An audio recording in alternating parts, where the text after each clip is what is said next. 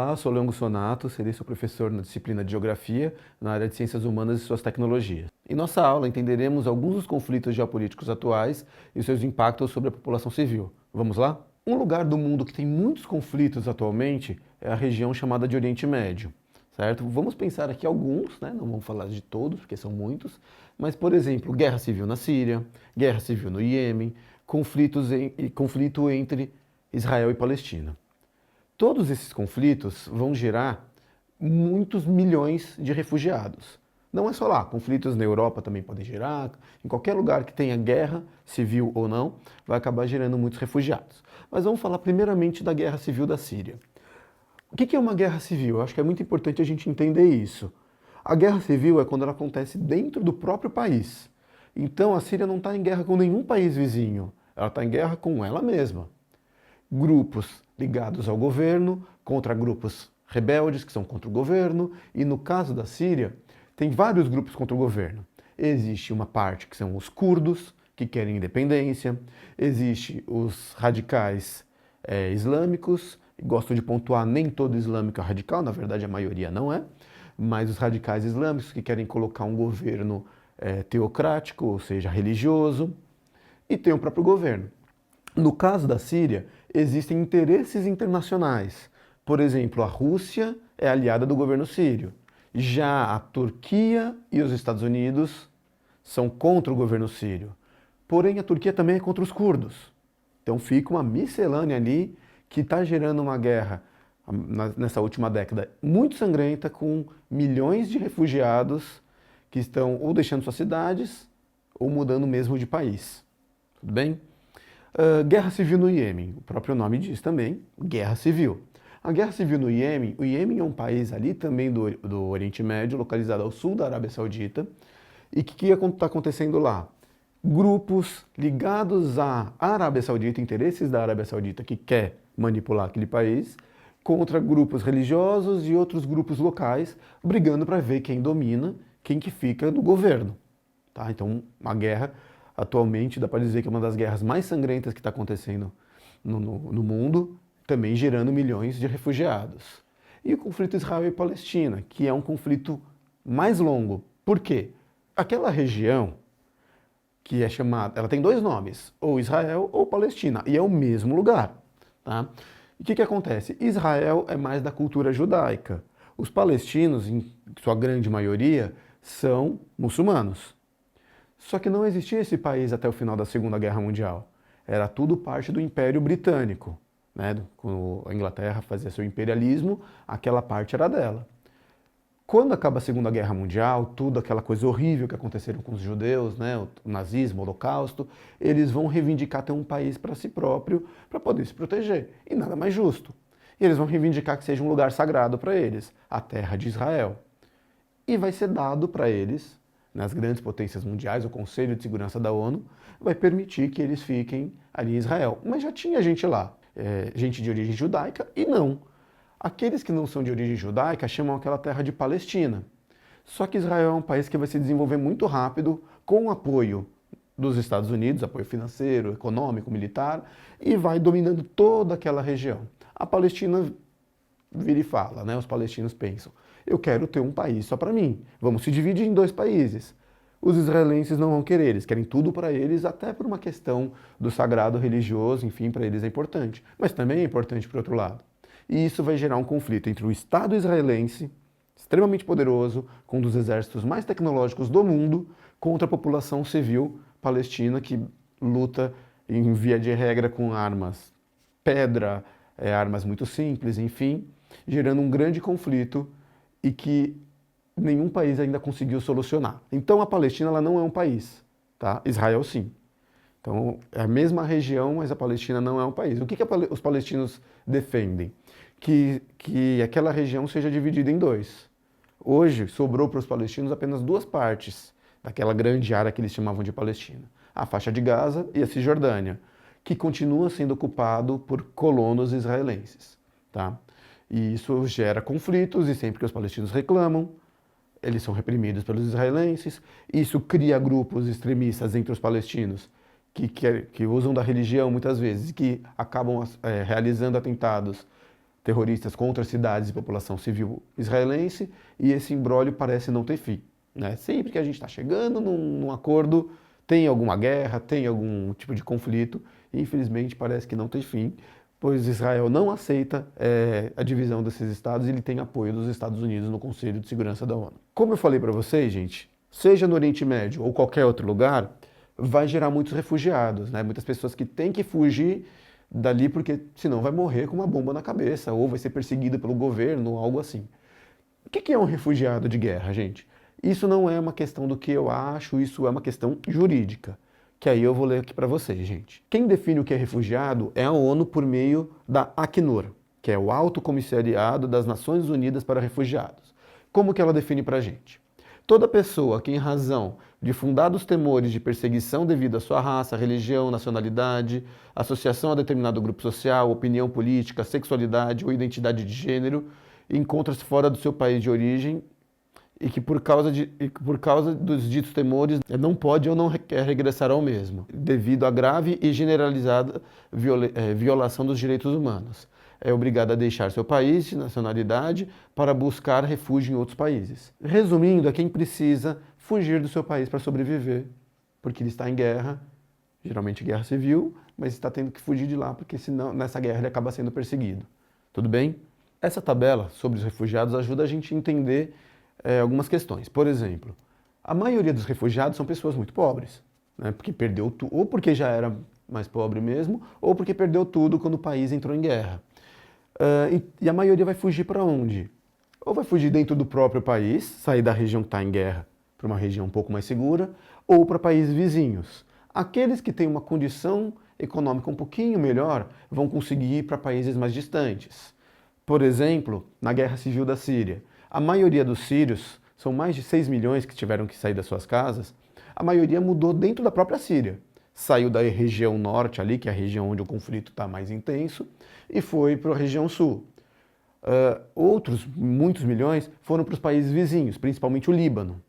E aqueles que têm uma condição econômica um pouquinho melhor, conseguiu, de maneira precária, mas conseguiu ir para algum país desenvolvido, onde ele pode ter uma segurança maior. No caso dos sírios, a maioria procurou a Alemanha. O que essa tabela mostra para a gente? Então, países que têm muitos refugiados. Síria, guerra civil. Afeganistão, guerra civil. Sudão do Sul, acabou de sair de uma guerra civil. Mianmar, não é exatamente uma guerra civil, mas tem uma ditadura militar muito forte lá que reprime fortemente sua população. Somália, guerra civil. Sudão, junto com o Sudão do Sul, a guerra civil foi entre os dois, né? Era um país só, Sudão se dividiu. Então, milhões de pessoas saíram de lá, né? Falei da Síria, 6 milhões, 6,3 para ser mais preciso. E quais que receberam mais? Turquia. Por quê? A Turquia está do lado da Síria. Então, muitos sírios vão para lá. Paquistão, porque o Paquistão está do lado do Afeganistão, então muitos afegãos vão para o Paquistão. Uganda, porque Uganda está pertinho ali do Sudão do Sul e da Somália. Então muitos somalis e sudaneses vão para lá. Líbano, porque está do lado da Síria. Irã, porque está do lado do Afeganistão. E Alemanha, pouco menos, mas também a Alemanha, aqueles que tiveram uma condição, sírios, por exemplo, de conseguir ir para um país mais desenvolvido. Então a Alemanha acaba aparecendo aí também. É claro que não tem só conflitos no Oriente Médio. A gente até mostrou países africanos ali, por exemplo, né? Mas é a Europa, né, que foi o berço das duas grandes guerras mundiais. Será que ela não tem nenhuma guerra? Depois da Segunda Guerra Mundial, não teve nenhum grande conflito lá. O grande conflito que aconteceu lá foi a dissolução da Iugoslávia, que não vamos falar aqui agora, vamos falar de algo mais atual, que é a guerra na Ucrânia, né? Essa guerra na Ucrânia está acontecendo. Quem que está envolvido ali? Rússia, né? Tropas russas invadiram o território ucraniano. Mas qual que é a história dessa guerra, gente? Primeiro a gente tem que entender que Rússia e Ucrânia são países muito parecidos no sentido cultural, tá? São países eslavos que usam o alfabeto cirílico, um alfabeto com letras um pouquinho diferente da nossa, um pouquinho não, bastante diferente da nossa.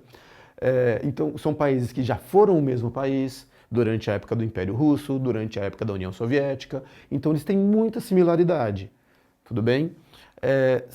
Inclusive o Império Russo nasce a partir de Kiev, que é a cidade, a atual capital da Ucrânia. Então são países irmãos, vamos dizer assim, culturalmente muito parecidos.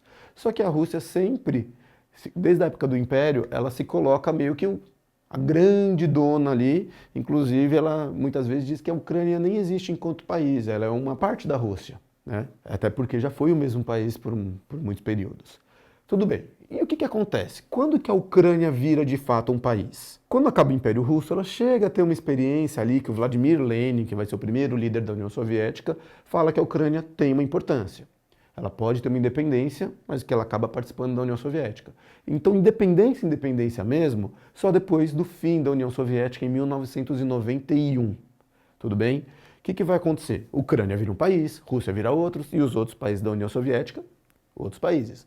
Né? Todos vão ficar independentes. Só que os políticos ali da Ucrânia sempre fizeram muito à vontade da Rússia, né? Tinha essa mistura cultural, acabava meio que tendo essa confusão. Mas e os nacionalistas russos, nacionalistas tanto para o lado extremado, que beira o fascismo, quanto aqueles que apenas querem ter um país independente, eles não vão querer esse domínio russo tão explícito, né? E aí o que vai acontecer? No ano de 2014 vai acontecer uma série de protestos chamados de Euromaidan. O que é esse Euromaidan? Esse Euromaidan vai ser protestos principalmente em Kiev, capital da Ucrânia, no qual ucranianos contra o presidente deles, que era muito a favor das relações com a Rússia, vão sair às ruas para pedir a deposição desse presidente. Há suspeitas fortes de que alguns desses, não todos, foram financiados por grupos contrários à Rússia, grupos internacionais, ligados mais à Europa, por isso o Euromaidan, e mais aos Estados Unidos. E o que muitos desses pediam? Vamos nos afastar dos interesses russos e nos aproximar dos interesses da União Europeia. Tá? Então, o nome Euromaidan aí. O que vai acontecer lá em 2014? O presidente vai ser deposto, vai fugir para a Rússia, inclusive, e logo na sequência vem um outro presidente ucraniano, que vai começar a fazer políticas muito extremadas contra qualquer coisa na Ucrânia que se ligue à Rússia. Inclusive vai proibir que se fale russo lá na Ucrânia, porém por volta de 30%, um pouquinho menos, da população ucraniana fala russo, né? Lembra que eu falei? São países muito semelhantes. E aí o que vai acontecer então? Vai começar a ter conflitos. A região de Donbás, que é a fronteira entre a Ucrânia e a Rússia, que tem cidades importantes como Donetsk, Lugansk, enfim, e que quase todo mundo ali se considera russo, fala russo. A região da Crimeia também, que é uma península no Mar Negro, também 90% fala russo, se considera russo, mas está na Ucrânia. Eles vão falar, pera, eu não gosto desse novo governo que odeia tudo que é russo. E aí vai começar um princípio de guerra civil. A Rússia entra no meio. Estou falando ainda de 2014, tá, gente? O que vai acontecer lá? A Rússia vai invadir a Crimeia, onde tem a base naval com vários navios militares ucranianos, vai pegar para ela, tomar para ela, fazer um plebiscito, ou seja, uma consulta para a população, se eles querem ser russos ou ucranianos, e a maioria vota por ser russos, e vai fomentar, financiar com armas, inclusive, grupos separatistas na região que eu chamei de Donbás aí. E vai começar essa guerra civil, tudo bem? Lá em 2014. E isso vai continuando.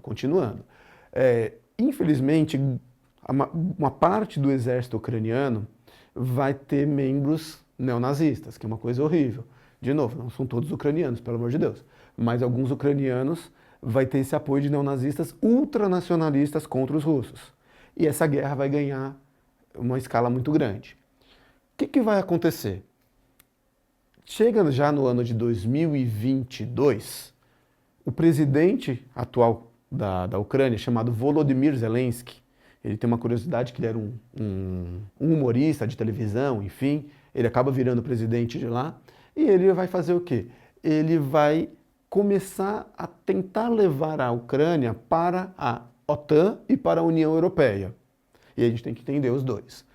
A União Europeia, a Rússia enxerga como um inimigo econômico, mas até aí não é esse o maior problema. O problema é a OTAN, porque é um inimigo militar. O que é a OTAN?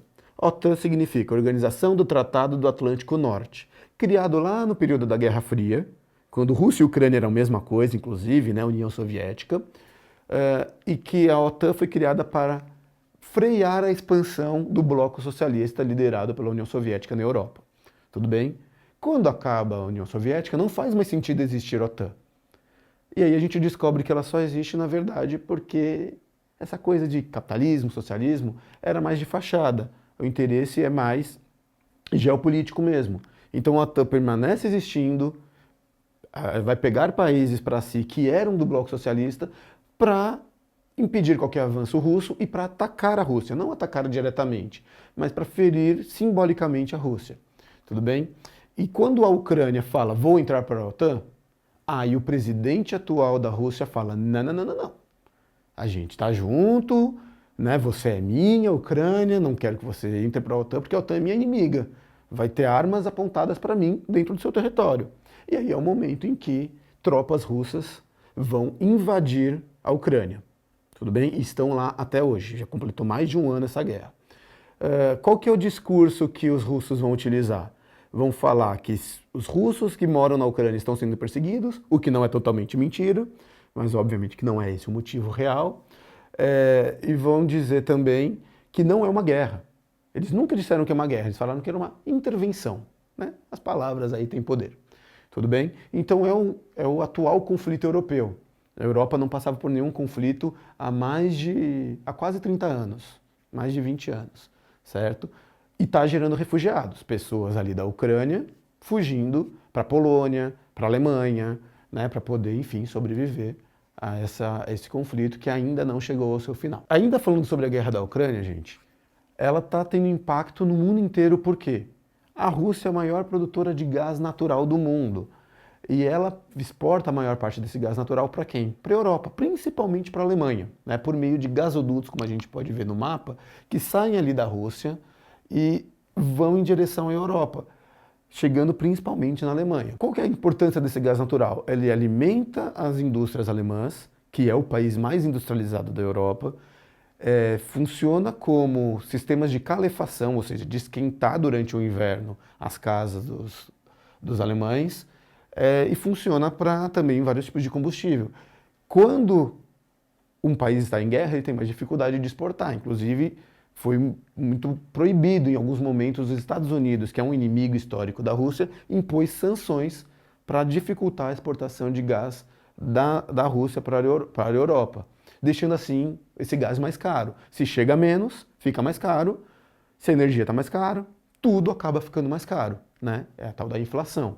Então esse conflito ele é preocupante porque ele está deixando a Europa, de maneira geral, em específico a Alemanha, com os preços mais altos assim das últimas décadas. Tá? Então é um conflito bem importante mesmo da gente pensar. Solta a vinheta da hora da tirinha.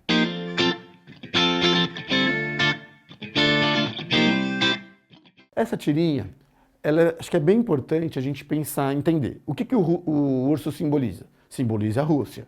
O que aquele de chapéu com a bandeira dos Estados Unidos? É os Estados Unidos. E o outro ali embaixo com a camisa da União Europeia. Eles estão disputando a Ucrânia. O que essa tirinha está querendo mostrar pra gente? Que a gente fala guerra entre Rússia e Ucrânia, mas parece que na verdade a Ucrânia está em disputa. Será que ela vai ficar do lado dos Estados Unidos e da União Europeia? Ou ela vai permanecer, que é o interesse econômico forte, ou ela vai permanecer no seu lado mais cultural ligado à Rússia, que domina a Ucrânia há muitos anos. Outra região de conflito, gente, não é considerado ainda exatamente uma guerra civil, mas a Nigéria, um país africano importante aí hoje em dia, de economia que mais cresce devido ao petróleo. A Nigéria foi uma colônia durante o imperialismo britânico. E durante esse período, a porção norte da Nigéria era privilegiada, né? Os imperialistas faziam isso, eles dividiam os países para sempre privilegiar um grupo para ficar mais fácil de dominar. Tem uma máxima chamada dividir para governar. E foi feito isso na Nigéria.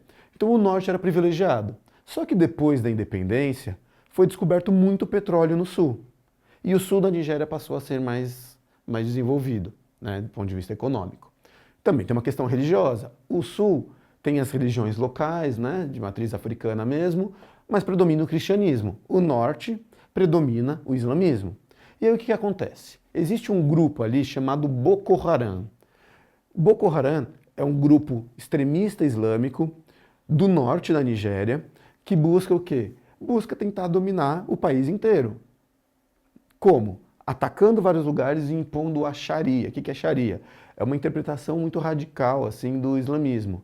E aí são algumas coisas bem horríveis, no sentido de perseguição às mulheres, aos homossexuais, mutilação genital feminina, algumas coisas bem pesadas. E eles saem invadindo esse grupo, que é apoiado por grupos internacionais terroristas como a Al-Qaeda, saem invadindo várias tribos ali no norte, escravizando mulheres e impondo o terror, por isso que é um grupo terrorista, para tentar prejudicar o governo nigeriano e tentar tomar esse governo.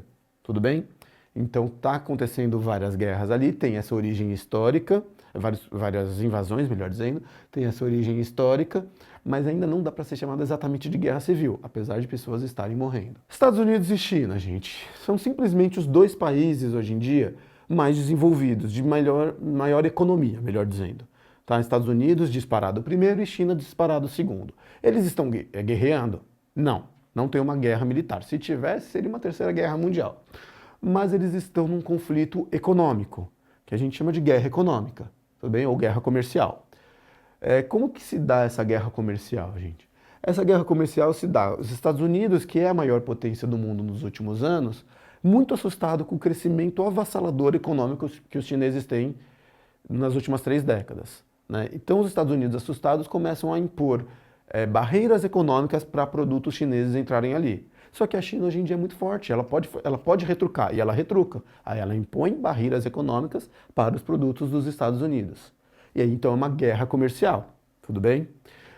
Para além da guerra comercial, a China só começou a ficar rica, vamos dizer assim, nos últimos 30, 40 anos, mas forte mesmo nos últimos 20. E a gente pode dizer que existem 2 Chinas. Na verdade é uma só, mas a gente diz que tem 2. A China continental, né, que é a China mesmo, e uma ilha ali chamada de Taiwan. O que é Taiwan? Quando a China fez a sua Revolução Socialista Chinesa, liderada por Mao Tse-tung, quando a China fez isso, foi uma guerra civil muito sangrenta, em 1946, só que aqueles que foram contra tiveram apoio dos Estados Unidos lá naquela época, que os Estados Unidos sempre foi contra o socialismo, né? E eles fugiram para essa ilha, chamada de Taiwan. É o mesmo país, porém Taiwan tem um tipo de governo e a China tem outro.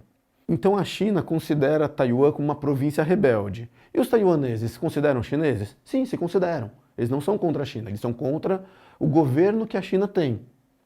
Então, como a China considera Taiwan uma província rebelde, ela ameaça invadir a todo momento. Porém, tem sempre uma preocupação de que os Estados Unidos defenda Taiwan, né, interfira ali em Taiwan, e que isso possa criar um conflito direto entre China e Estados Unidos, gerando o temor de uma possível terceira guerra mundial, que seria uma guerra nuclear extremamente prejudicial. O último grande evento assim que mostra os Estados Unidos intervindo, os Estados Unidos sempre se posicionam como os donos do mundo, né? Intervindo, foi a visita de uma parlamentar americana, estadunidense, melhor dizendo, chamada Nancy Pelosi. Ela visitou Taiwan. O mundo inteiro reconhece que Taiwan e China é o mesmo país. Tá? Não são 2 países, apesar de na prática serem. Então, não seria certo uma representante oficial de um país visitar Taiwan como se Taiwan fosse um país independente. E a China considerou isso uma agressão, fez exercícios militares em volta de Taiwan, não chegou a bombardear nem nada, mas isso deixou o mundo muito preocupado. Quando que isso aconteceu? Agora, né? Bem recente mesmo. Tudo bem? Então tem esse conflito. O conflito entre Estados Unidos e China ele é basicamente comercial, mas tem uma zona de tensão muito perigosa que é a ilha de Taiwan. Vamos lá, gente. Agora um exercício aí para vocês responderem. Vamos ver se vocês estão prestando atenção, hein? Para finalizar, gente, pensando em conflitos internacionais, o petróleo é uma matéria-prima fundamental para a indústria atual e que ela sempre está envolvida nesses conflitos. A culpa é do petróleo? Não, mas é a disputa por ele. Por exemplo, Venezuela. Venezuela não está em guerra, mas é o país com a maior reserva de petróleo do mundo. E por isso gera interesses de outros países. De novo, principalmente Estados Unidos. Não só, né? Estados Unidos e seus aliados. Mas vamos resumir aqui Estados Unidos.